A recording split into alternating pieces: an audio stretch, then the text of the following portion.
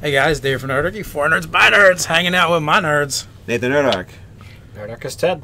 And this freaking guy. We got Scott with us from Arcania Workshop in the house. He does all the 3D printing for us. And he also, he made this cool sign that you see in front of you right now, maybe. On so many of your videos. Yeah. So, how is everyone doing today? Shh. And, shut the fuck up, Dave Frank. So it's Saturday. It is Saturday. And apparently, we are live and it is playing. I can hear that. And the sign is not backwards. The sign is not backwards today. We're not bizarre in Nerdarchy. And do we not look like potatoes since we adjusted that as well? I think we do look much better than we did last time. It might be a little bit of weird because we're running it through an encoder, which we haven't done before, along with the software that we use. We definitely didn't have to use the jerry-rig system that I came up with on the fly last time. It wasn't until afterwards that I realized what I needed to fix. So we're not gaming tonight. No games tonight. We actually have a family party for my daughter. Well, I have a game tonight. But we don't have a game tonight. You guys don't have a game tonight. Is that the Hold of the Mordanes? Yes, Hold of the Mordanes. Episode 8, though I flubbed the past 3 episodes, I was like kept guessing wrong ones, so. Oh, you just ran the random numbers? I was like, oh yeah, it's episode 6, right? No, 4? And then it ends up being 5, and I got it correct last time. I'm going to get it correct this time, too. It's episode 8. Oh, you say the wrong one? Yes, I've been saying the wrong one the past 2 times. As long as they're labeled right, I guess. Yeah, I'll label them correctly. Nice. But episode 4 just went up, so I'm a little backlogged on that, so online. So I'm playing episode 8. Episode 4 just went up. You should edit in like a pair of those lips that move and say the right one. Yeah, just like have a little cutout of my other lips saying it. Episode 7. That would be amazing. So I guess we got some announcements to do. One, we're going to be in Ohio for ConCoction next month, I believe on the 8th. Should be a link down below if you want to go check out ConCoction. If you're going to be in that area or you'd like to be in that area to come hang out with us, that's the way to do it. Yeah, well, also there's another link for a survey. And basically it's like, it's just so you can share your contact info with us. And there's just like a couple questions. We're just trying to get a head count. And also, if you plan on going, we want to be able to forward you any information we might need to. Like, exactly where the venues we're going to use is going to be. We're trying to pick our venue. But in order to do that, it would be easier to do it with a head count. Wherever it's going to be very close to the actual event. So since we're going to be there anyway. And I think the rule of thumb is if we show up at a place and there's enough fans there to run a game, one of us will run a game. And I believe the number is like 2 or 3 is what we've gone by in the past.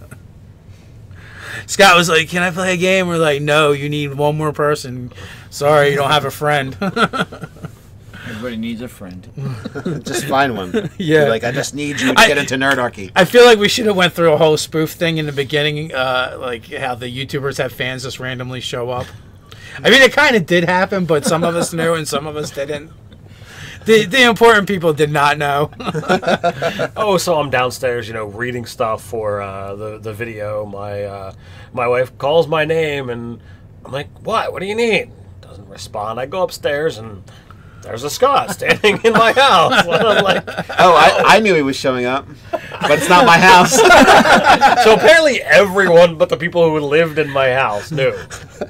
I don't feel as bad now. I'm blaming Nate. I knew and didn't say a thing. Yeah. I was like, "Oh, you're coming? That's great. I guess Ted already knows," is what I'm thinking to myself. Yeah, no, I was left out of any of this communication. It's all right. We worked it out You knew anyway. some people were coming. Yeah. Scott was also here way early too, so. But, you're in Long Island, had some business to conduct in Delaware. Yep. So, what were you doing in Delaware? That's his own shady business. Needless to say, those people won't be spilling the beans anymore. Dun, dun, dun. Yeah, I don't know if you guys have seen that we have a store and we sell stuff over there. Not only do we have like merchandise and stuff, but we also have. Yeah, I was ready to be like, I'm not wearing a Nerdarchy shirt. I'm not wearing it. Yeah, we have merchandise I and own one. we have digital products over there, and now we also have 3D print products over there. And this is the guy that actually 3D prints them. Yes. So, which is really cool. And we do have some like cool things that aren't on the store yet that are coming in the near future. So I'm really excited about that. Some Nerdarchy swag. Very cool. Ooh. Which is something we've been for a while. Print on demand actually makes it a little bit easier. There's a lot. I have a question. That is true. Yeah, guys, when you do have questions, put question in front of them because it makes it so much easier for us to pick them out. So while he's doing that, you know, we're working with this guy here. He's got a whole lot of new stuff that we're gonna eventually get up on the website. We are looking to try and combine 3D printed products with some digital downloads options for encounters and that kind of stuff.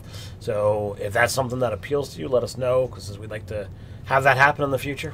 Yeah, I mean, one of the things we're actually kind of workshopping and may or may not come to pass is the idea of building an encounter area and having it be for you to be able to like 3D print out the terrain and everything that would go with it, minus the minis at the moment, and then also have the PDF of what that encounter is.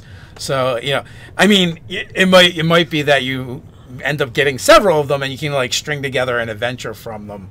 But that's kind of what we're looking at now, and maybe that's like a way for us to consider building them as well, so they're not just all random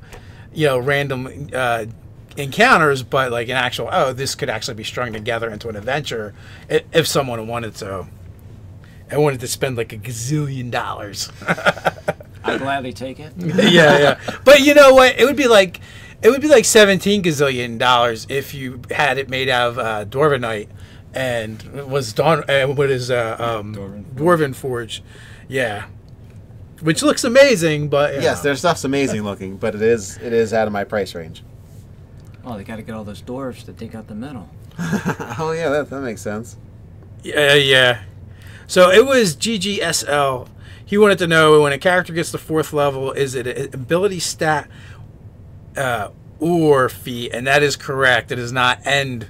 And we messed up in like one of our early videos where we're like, yeah, for each ability stat you get a feat, you know, so you could get like 2 instead of the ability stats, and we were completely wrong. Honestly, you can run the game however you want. If you want to do an ability stat and a feat, by all means. If that's how you want to run it at your table, but by roll you get stat which you can trade out for a feat. There is a Ted specific question here. Uh-oh. What do we got? But it seems like they've got some mixed up information, but we can always fix that. So Billy Bad Ace. Ted, when are we getting the Cypher Shadowrun game? We did the Shadowrun Cypher game a while ago. Yeah, he's asking when's. He wants to know. It's a Numenera game.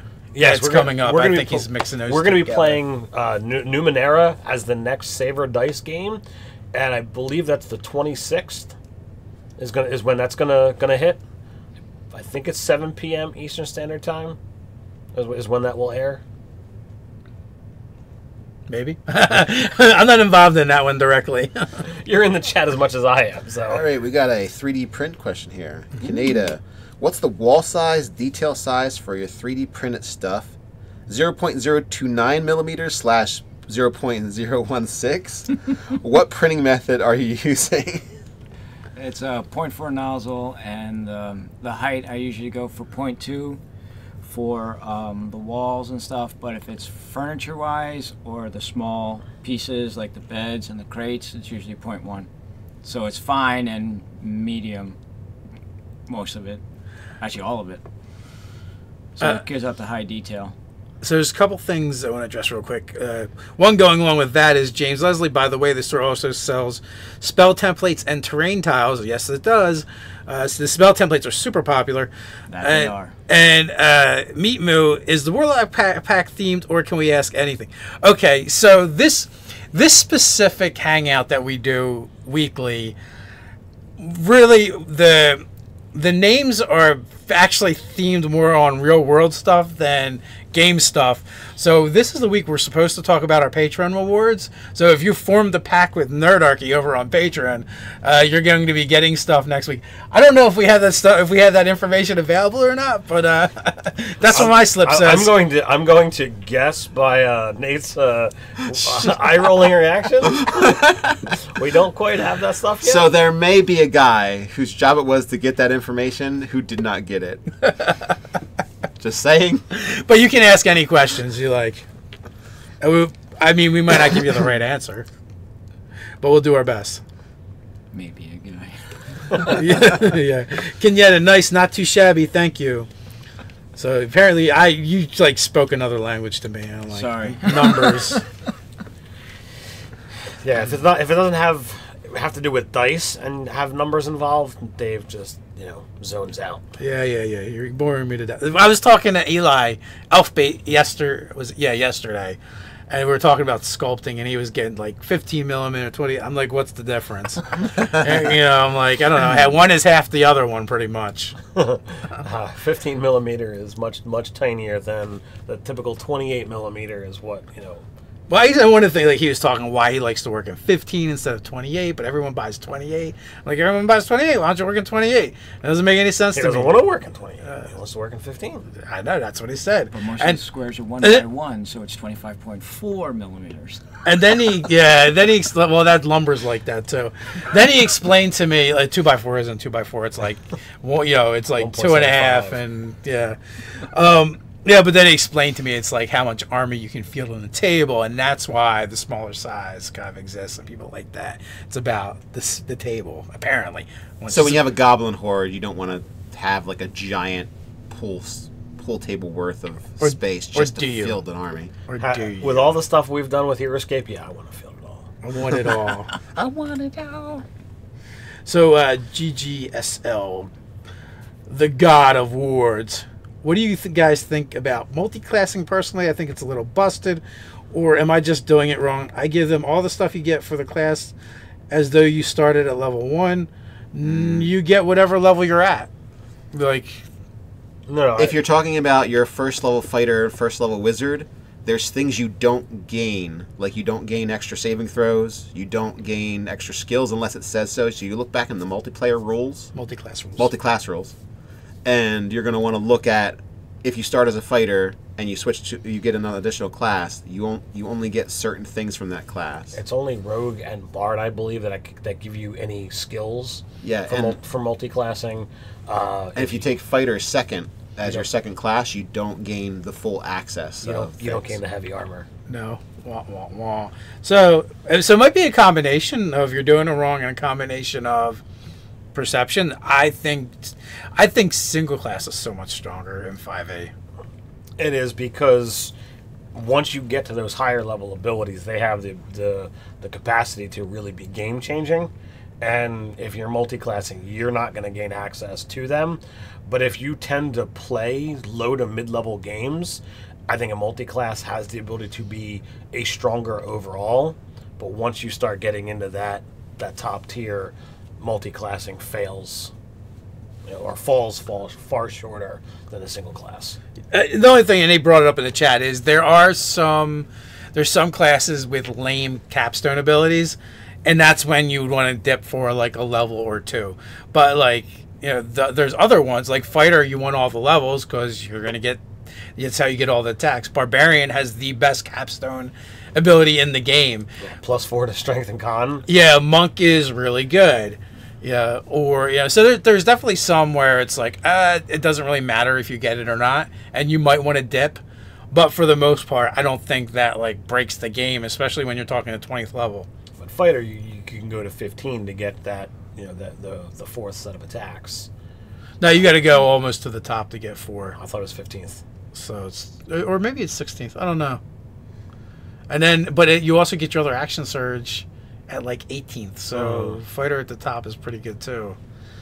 But I know like monk and barbarian off my top of the head, they're the two that like would never really multi-class out unless I had an idea that absolutely had to play. Or if you knew you weren't going to make it at 20th level. So it's kind of like, yeah, we're just going to be playing this to the mid-teens, so I don't have to worry about the capstone ability. So Mr. L says Ted's T-shirts and got a big old smile. This is a awesome T-shirt by RPG Crate. Exclusive. It's an exclusive. It is by far one of my favorite shirts that's come in any of the boxes that I've gotten, whether Loot Crate, RPG Crate, Dungeon Crate, what have you. This one is fantastic. Maybe it has to do with my obsession with dice, space, cool creatures. I don't know. It's just awesome. The Cthulhian horror dice from space. Yeah. It's good stuff. Who doesn't need that in their life? Ooh, Cthulhu in space? That would be neat. So, Gaming Din, but for real world, you let a non-voice of the Chainmaster character have the extreme scouting ability. That sounds... Does that sound like a question to you guys? It sounds more like a statement. Or maybe he's asking if you want... Who wouldn't want a Pseudo Dragon in real life?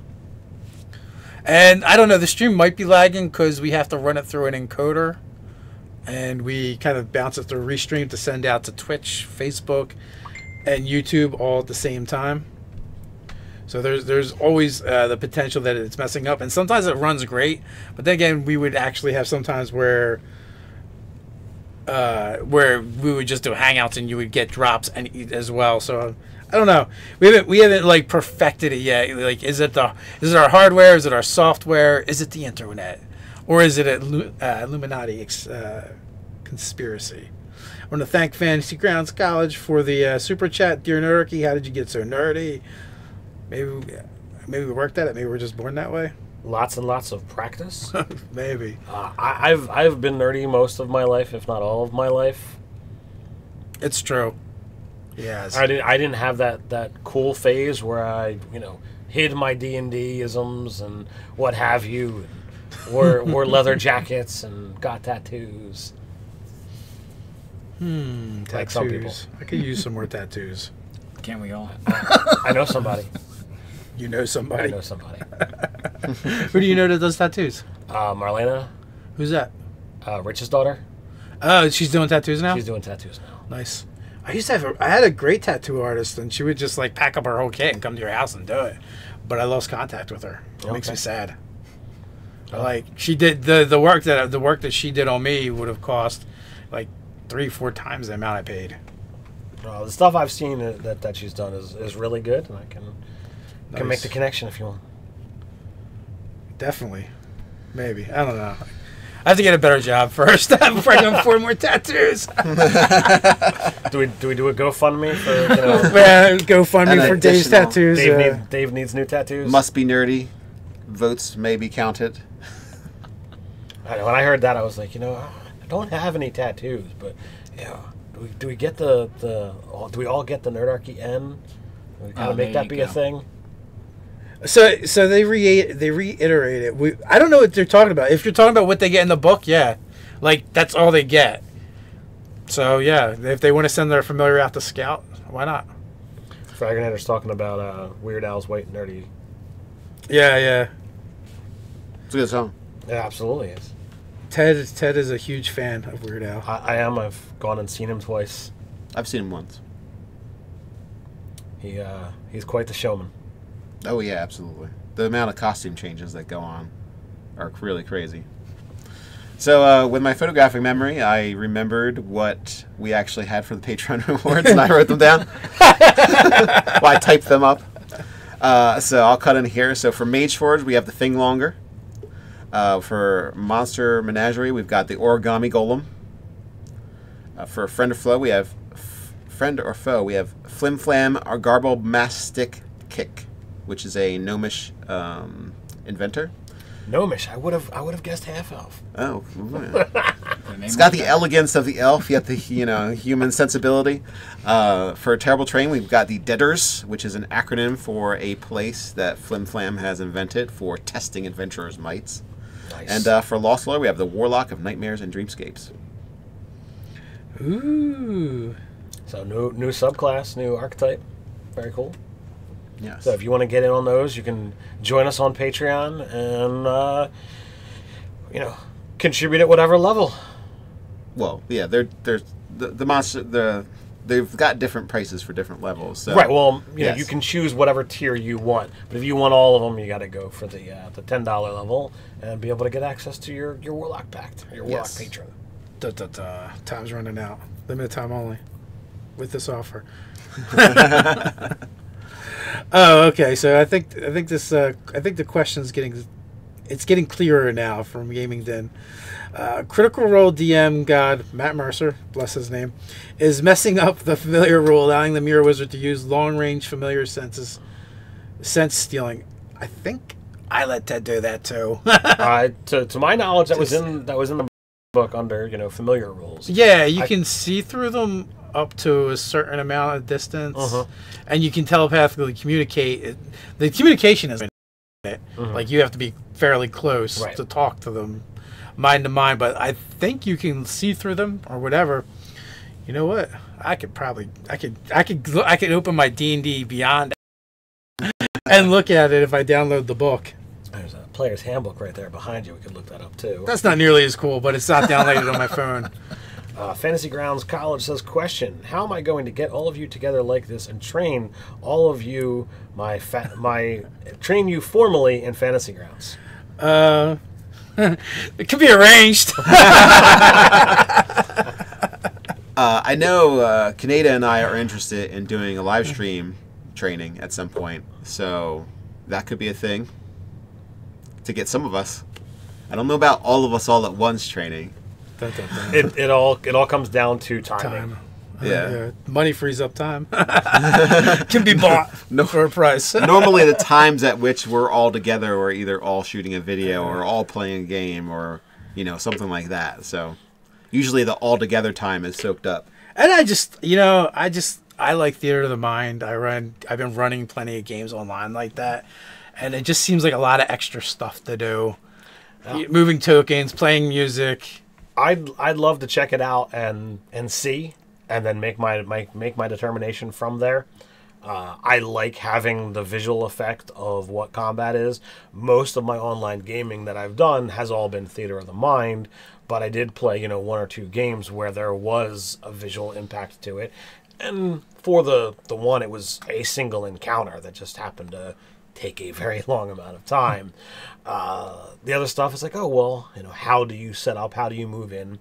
So I'm willing to see and then make a determination from there. Well, I like it.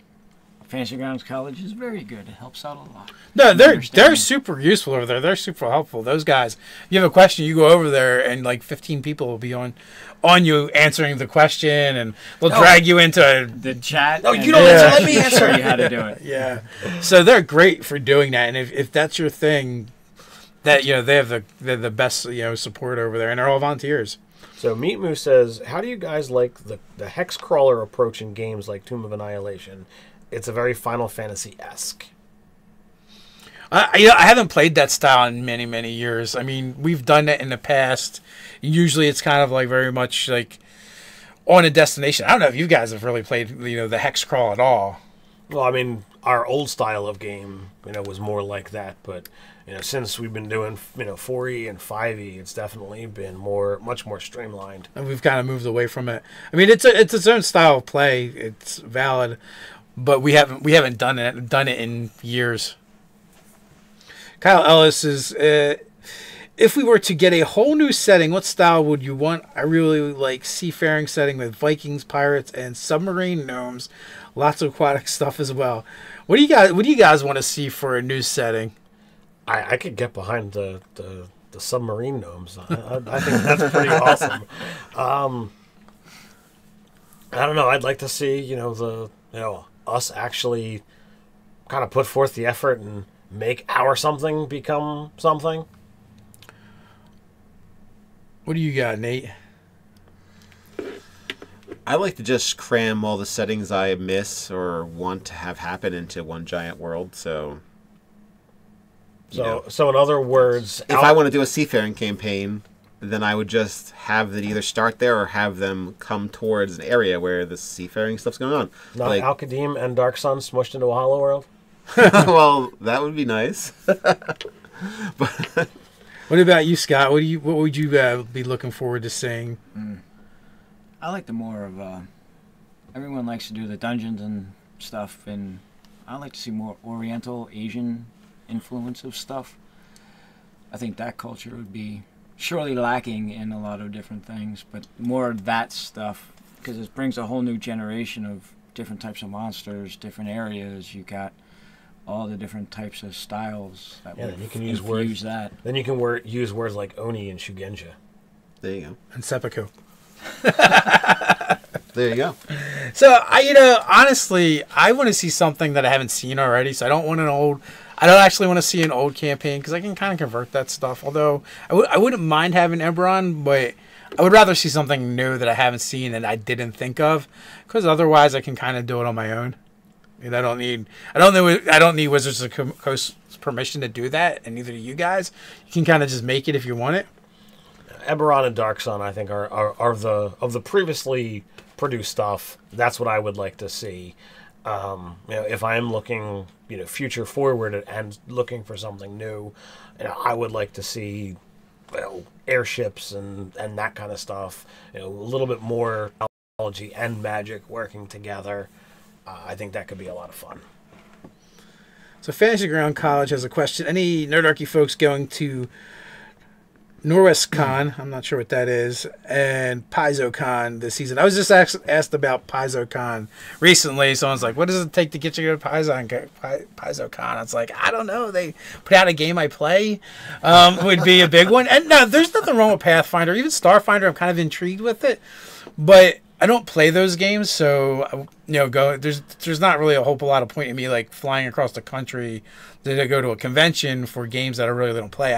I've literally played Pathfinder like 2 or 3 times, and we've looked at Starfinder, and Ted has played in in the premiere game, and it seems cool. But I think after the novelty of playing the science fantasy game wears off, I'd be like, oh, I'm playing Pathfinder in space, kind of, and then I'd probably move on to something else. Well, there is definitely something to be said about a game that has the D&D Pathfinder mindset combined with the sci-fi. Hey, your fighter is really the guy with the big gun as opposed to the guy with the big sword or the big weapon.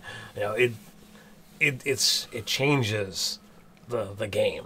It's more about particle weapons and laser beams than it is about running over and hitting it with me axe.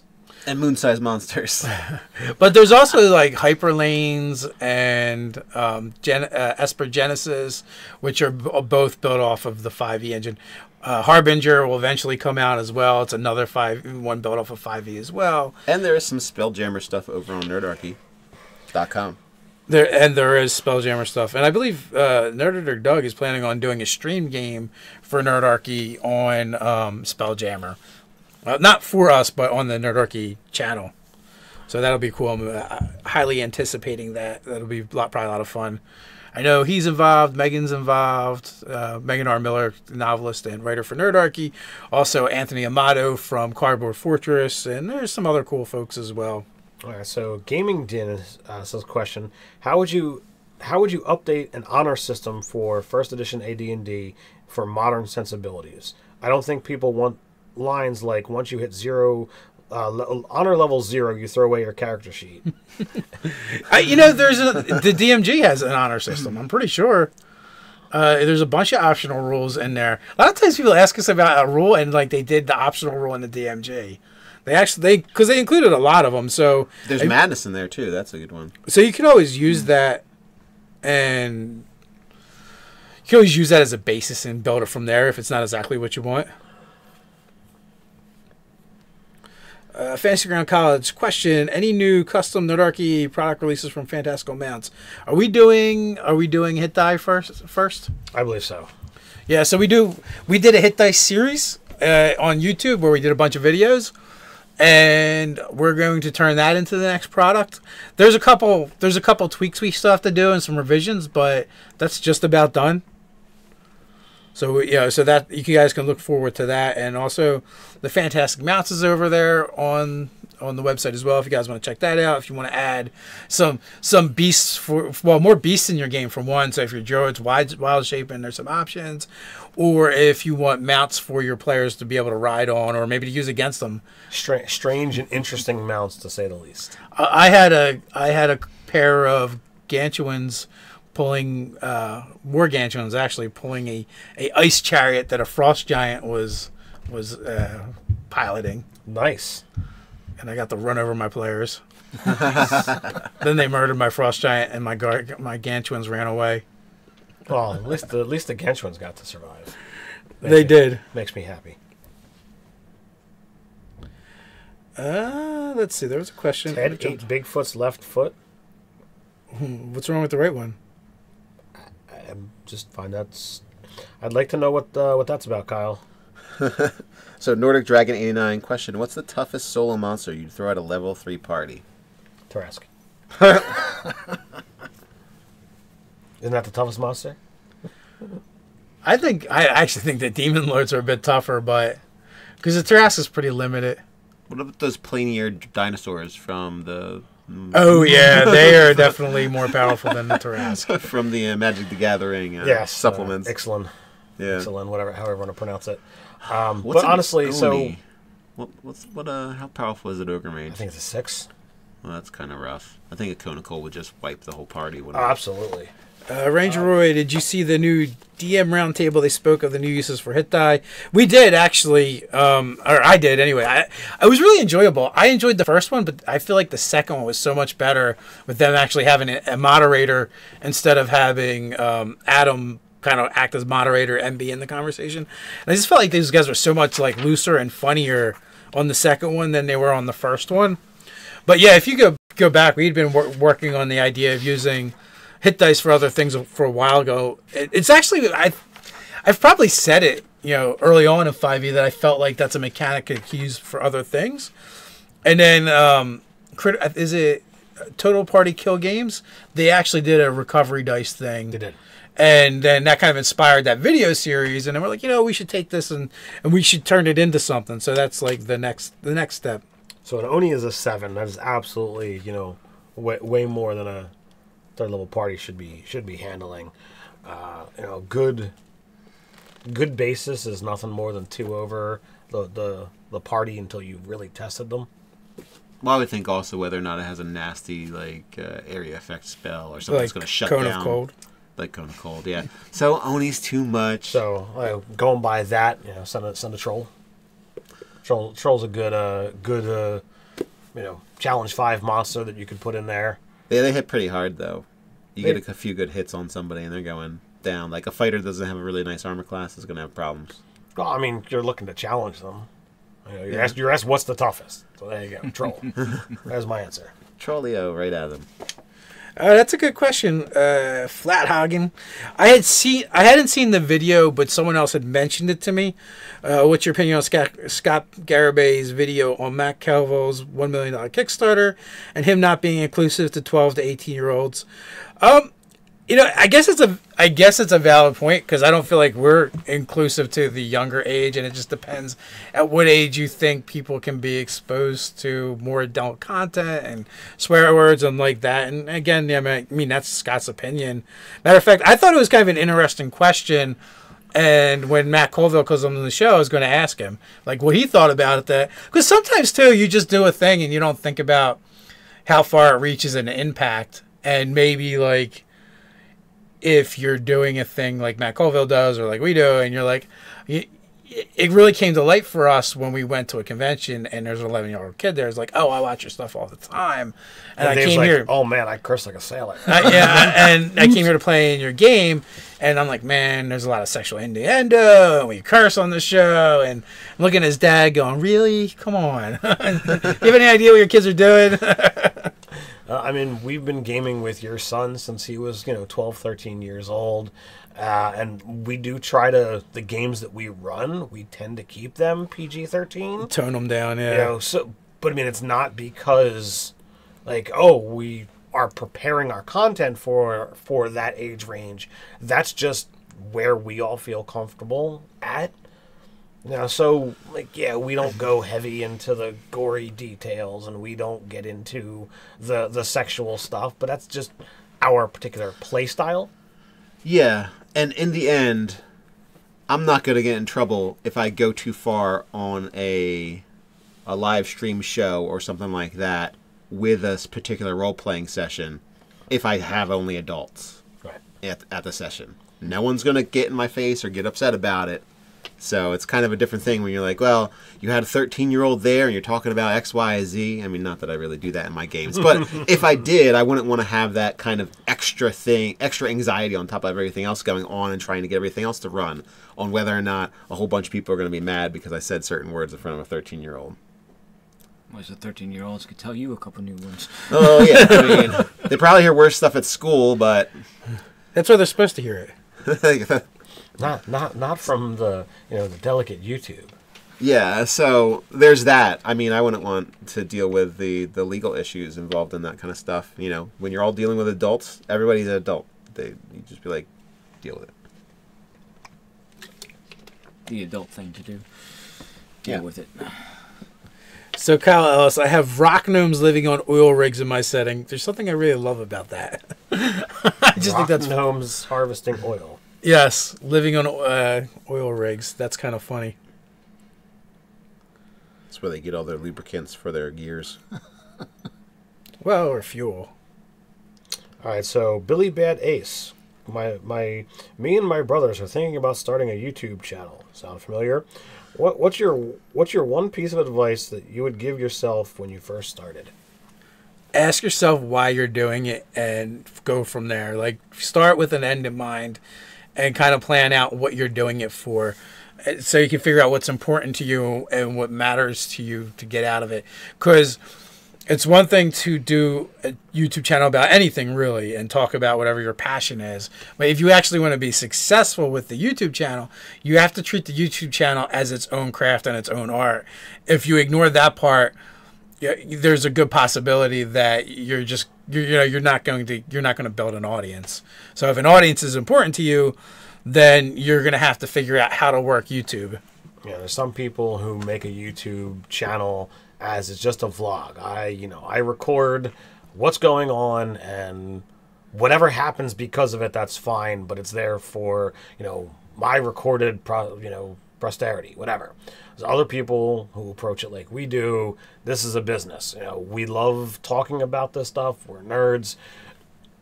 But at the end, like, we want this to be our jobs. We want Nerdarchy to be the thing that supports our family and allows it to grow, and it's a business.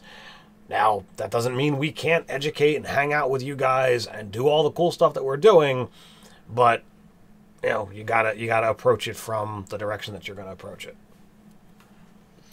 Yeah, and the other thing too is for us, like, without doing it from that perspective, we wouldn't have time to do it. So that's what it is. So we have to figure out, it's like anything in life, you just have to figure out what's important to you and make time to do that. And consistency would be good. That would be a good thing to do. Because otherwise it's too easy to just be like, let's not do stuff this week. Well, yeah, that's the other thing. Like, consistency is probably one of the number one things, at least as long as you're always moving. Ben says, you are well on your way, boys. We try, man. We're doing it. And we got some really cool things planned. Like, we have like special content that we're going to be working on in the next couple of weeks that is going to be a little bit different than the stuff we've done in the past. And we're going to try and kick it up a notch and see what you guys think of that. Maybe you guys won't care. I don't know. But we won't know until we try. So, GGSL, the Gods of War. If you could be any race, both in the Monster Manual and Player's Guide, and what's not, what would you be, and why then? Bonus, what class would you be and why? So, are you talking about we get to play something out of the Monster Manual as a player character? Or are you saying, like, in real life, do you want to be something else? I think he's saying out of the Monster Manual and Player's Guide, you get to pick any race type. We've always liked the monstrous races, so like seeing a decent version of a Minotaur would be kind of cool. Yeah, I greatly enjoyed the the Wemic, however you want to pronounce it, but that's not in the Monster Manual. But from earlier editions, I love the Humanoid's Handbook. If I get to play anything, I'm gonna go Doppelganger. I think I would have a lot of fun with that. That'd be really fun. Just play a campaign with doppelgangers. Good times. It would just feel like the party is just one big shell game. So, Billy Bad Ace, question, any chance of getting some Starfinder on the channel or a campaign on Save or Dice? So, if you're talking about gameplays, possibly. I mean, we started messing around with the Starfinder series, and there just didn't seem to be that much interest. So we kind of we kind of pulled the plug on it. If we do something on a regular basis and it gets under a certain amount of viewership, we just assume you guys aren't interested in it. Epic Fail 424. How would you handle a pact with a Djinn or some other magical monster of the like? So Mind Flayer pack, Rakshasa pact. Well, the first thing I would do is just see if I can't reskin one of the other packs. So like a Mind Flayer, you could totally do Great Old One. Great Old One. That literally is the Great Old One, in my opinion. The Djinn could just be, if it's a fire ifrit or something like that, it could just simply be the Fiendish one reskinned. With, like, you know, a little bit different names and things. I think it'd be interesting to do a pact with a Djinn. Mm-hmm. You know, I mean, they're genies. They've got the ability to grant wishes, and you know that's a lot of power. So yeah, why not have a pact with one? Some of the questions. So Meet Moo. So when is Nerdarchy going to be a guest on Critical Role? They got a pretty full table. I'm going to go out on a limb. We're not voice actors. We are not voice actors. Well, it's been cool. I've actually met and shook Matt's hand, and he did say that he has watched our stuff. We're not out there, and while we've been on the Critical Role set, I've been there when they were shooting an episode. I think like another 200,000 subscribers, and then we might be cool enough. Got a shot. So go get 200,000 of your closest fans, friends to be fans. To be fans. Click the subscribe button on YouTube and on Twitch, and I think we got a shot. Then we're in like Flynn. Boom. Although we do. There's some stuff coming in the future. You guys just stay tuned. We got some crazy stuff planned for this year. Some stuff that we wanted to do in the beginning of the year that's probably going to get pushed back a little bit. But I think us pushing it back is going to be way better. So we're pretty excited. And it's a good thing we didn't do it too soon. I definitely would not be want to be running an RPG Kickstarter right now. That's true. That is we gotta let it die down from streaming. Yeah, which is I haven't looked at it today, so I don't know what it's at. But also last night, our less than 72 hours, our friend Brian Stoneman, Seth Pulowski, and Kelly Slagle, they kicked their Kickstarter. So Eye of the Beholder, Art of D&D is a thing. It will be getting made. I'm pretty sure it was going to get made anyway, but they might have tapped out all their credit cards and their bank accounts by now.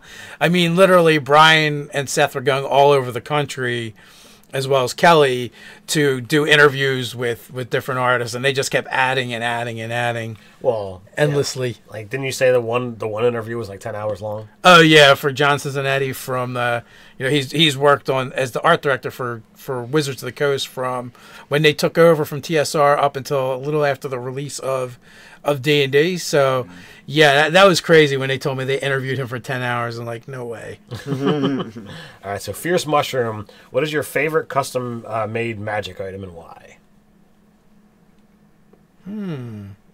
I like the Hammer of the Mordanes. I kind of like whatever I'm working on at the time. I have a new one that's going to be introduced soon into my Scarlet Sisterhood game.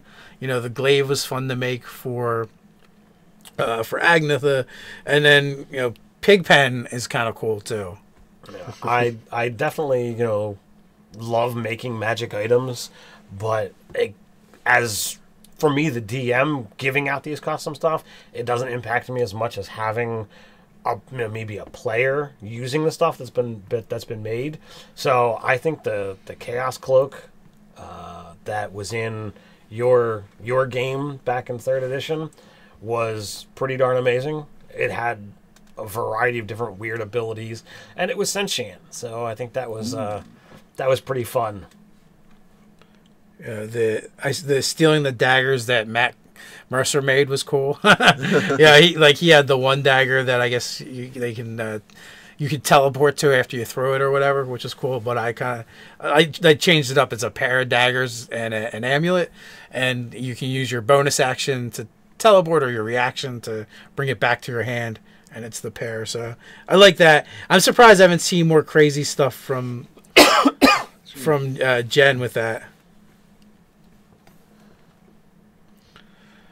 Question: how much fan art do you guys usually get? Not enough, to be honest with you. Not enough. So if you guys watch any of our gameplays and that kind of stuff, and you want to do fan art, by all means, we would love to see it. We're getting a small collection over on the night shows for Sunday, Thursday, and Friday, but we don't have a lot. We can always use more.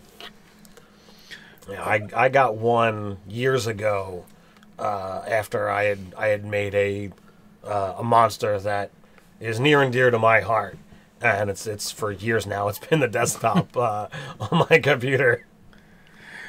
Zeref Gaming question: any tips for making a whole new setting with no magic, with new races and classes?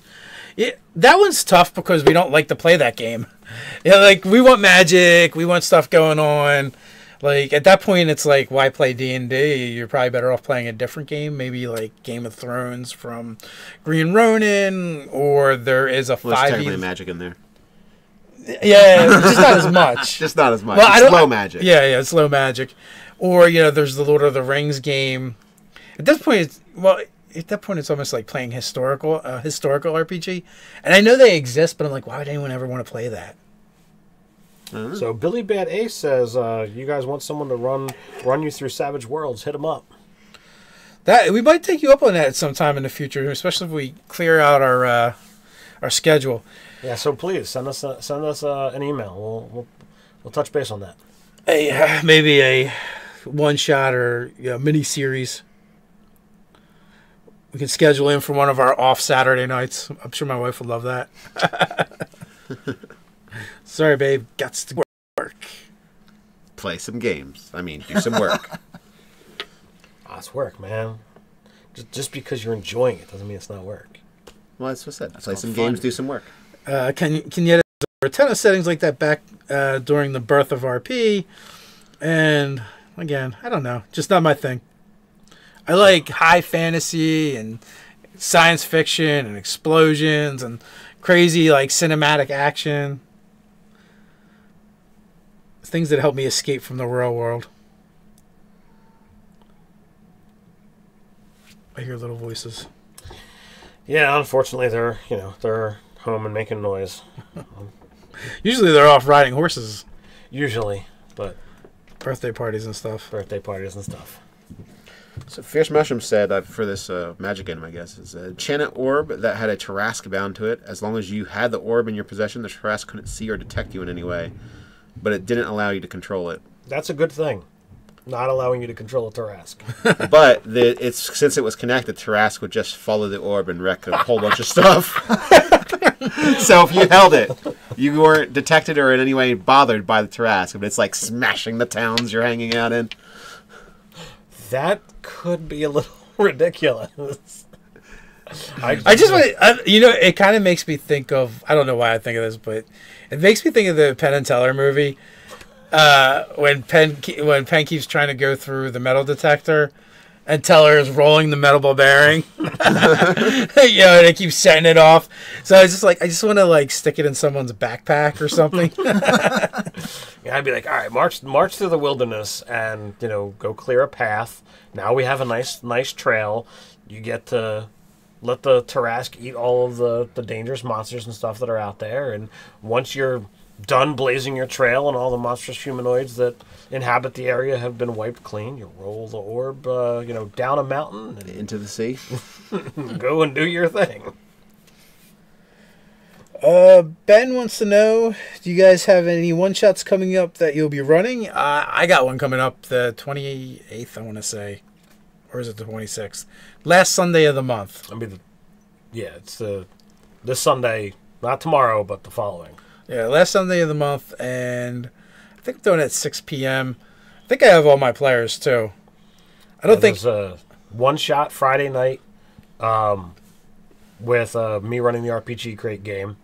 Then Sunday at 1 o'clock is the Dungeon World game, which is starting as a one-shot, but it might blossom into a multi-parter depending upon how things go. Then that night is your fan game. it is. Yes, I'll be running Into the Furnace. Nice. And that will be an adventure taking place beneath Frosthaven. Nice. Ooh. Have to watch that one. See what you do with that. Me too. Need more. Need more information on Frosthaven. If you wanted to start in a Devil's Den, I got some Patreon content I could throw your way. Ooh, It's a bar. Do you have to be a Patreon then? Damn! Let me see your level that you're at. My level. I'll be able to hook you up. 9,000. Over 9,000. Oh, speaking of Patreon stuff, are we doing a show tomorrow for Patreon? Is that happening, or is this? It was supposed to, but our person cannot do that, so we have to reschedule. Okay. So. All right. Well, then I'll continue on with my show going on at 9 then, and that will be we're going to be hanging out in the island area of the Merchant Circle. Underworld sketches, absolutely. If you do fan art and you want to send it to us, best way is to email us, nerdarchy@gmail.com. We're far more likely to see it that way, that's for sure. Because, I mean, we have people talking to us from a lot of different points of media. There's the contact form and Facebook, but our Gmail account is absolutely the best way to make sure we take a look at it. Yes, that is true. So Kyle Ellis is talking about a magic item, a needle of mending, made of silver, bathed in tears of a child, and inscribed with runes for repair. During the creation, she had to cast mending on it every 10 seconds. So I got a question. What did they use to inscribe the runes on the needle? I just want to know. Because that would be pretty cool. If you had to make a magical tool set to be able to inscribe the runes on the actual little needle first. I want to know why did it have to get bathed in the tears of a child? I wanted to know, but I didn't want to ask at the same time. That seems pretty horrific. Maybe like the kids were sewing. Kyle and Ellis knows how to make magic items in his game. I just want to say, this guy gets it. Like maybe all the kids were like. None of this. I spend money and I spend XP bullshit. No, you have to figure out how to make that kid cry so you can bathe it in the tears. Well, it is a needle, so. Yeah, or maybe the kid had to sew and they're really bad at it, so they're always poking themselves and they got upset and cried. Oh, here's that toy I got for you. Smash it. Child's tears is since the kid's dolly broke. Oh, I get it. Okay, so the kid cried, so the catalyst for the magic also included that. Okay. And then you could stitch the toy. I think I was thinking far more horrific things. Oh, this is great. I love this question. Gaming Din. Ted, what are you most looking forward to a Numenera game? Is it from the freedom from Dave's tyranny? Can't wait to see the game. I don't know what I'm most looking forward to. It's going to be a whole new experience. And while I've played Cypher System, I'm going into a world of Numenera, which I don't know all that much about. I'm gaming with a whole crew of new people. So I don't know what any of their play styles are going to be. It's going to be, a lot of fun, a whole new experience. Now, I have the best idea ever, right? The camera starts off on the back of the GM's chair, and it says Unmade Gaming. It's like one of the big gamer chairs, and it spins around, and it's me. They're like, you will not escape my tyranny, Ted. The tyranny of Dave's. Well, supposedly there's a rumor going around that when my, Curse of Narkitas game ends, which we've been talking, there's only 7 sessions left in that game, that Nate's going to take the mantle. Oh man, what is it going to be? And I guess I should start planning now. Well, you have 7. You've got 7 months. You got over half a year. Yeah, so then I'll get to put my feet up a little bit just get to play. It could be Dark Sun. Could be Dark Sun with Sonics. And your minds all explode. All right, who's next? Good thing we got the character tree. Gonna port that over for sure. We'd need to do a lot of work in order to do a Dark Sun game. I'm working on it. I think 7 months worth of live chat games talking about construction of things will just do fine. You'd need to figure out, all kinds of crazy races and monsters. And Yeah. I don't know if you could do it in 7 months. Okay. Is that like a challenge or something? Robert Hobbs says, somehow the sound is off and it looks like it's coming for voices are coming out from the wrong people. I'm not really sure. There's been multiple comments like that. I've just kind of been ignoring them because I can't do anything about it. Fix it, Ted. Fix it. Oh, and they said How am I going to fix it? Dave, when you spin around in the chair, you should have a cat in your lap or something. Totally. Man, what was the villain from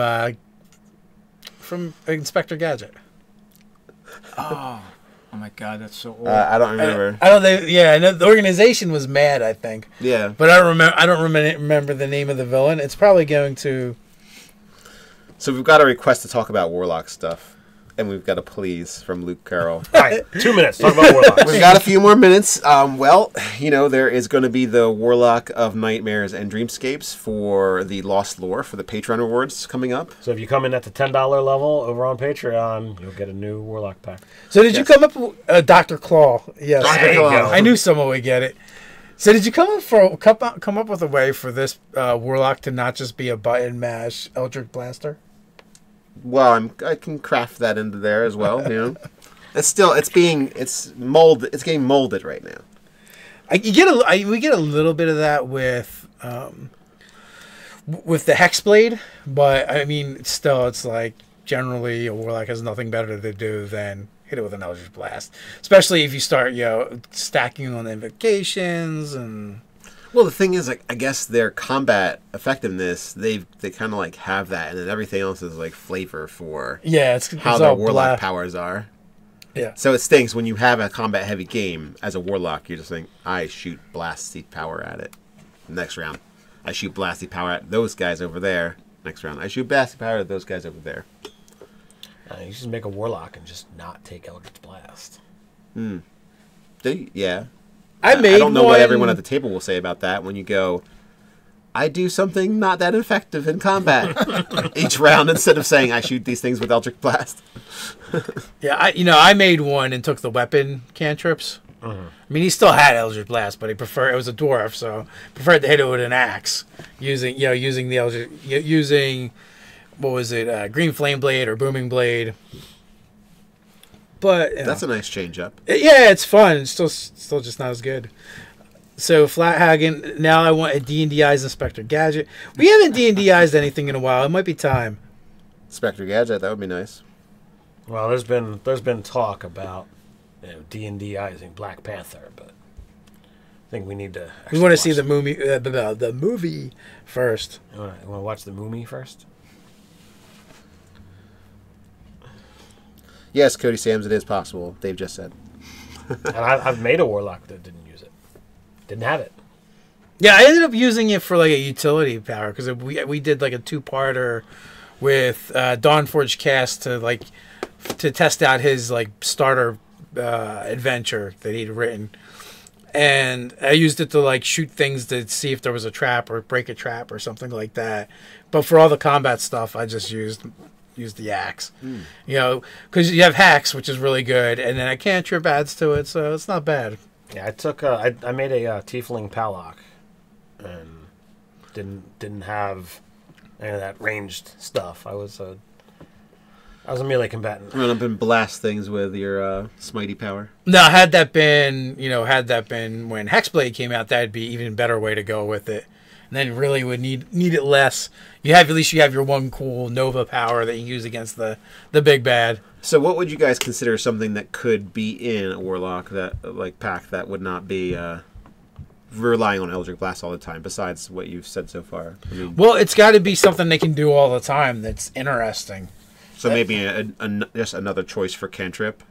maybe another choice for cantrip, or it almost has to be like an at-will ability that's going to be useful. I mean, I think the one I played, I took Fiendish because going off of, well, if you're going to be melee hitting things, when you getting those temporary hit points when you drop something is going to be super useful. Mm-hmm. I went Fey. I know it's the typically considered the weakest of the bunch, but my patron and my oath was all Fey. one thing. So it was Oath of the Ancients, Fey Pact. So it was nice and signed, sealed together. I made Eldritch Smack, which is a melee variant for the Eldritch Blast, Invocation, Warlock, work on it. So yeah, that actually wouldn't be a bad idea, especially if you can kind of model it off your Go ahead. model it off of the other weapon cantrips that are out there. If you're looking at going, with this being all about, dreams and nightmares, what if you offered something that was a psychic attack? Mm-hmm. An ex-wife. Psychic attack, I think, would be a good way to go. Hey, now we're trying to be more PC. Ex-spouse. Horrible people come in all different flavors. All right. Well, you called me as the time checker. We have passed 3 o'clock. We've got more videos to shoot and. At lunch, I really want lunch. I can definitely go for it. or the peasants will revolt. All right, guys. Thanks for hanging out with us. We really do appreciate it. So with that, until next time.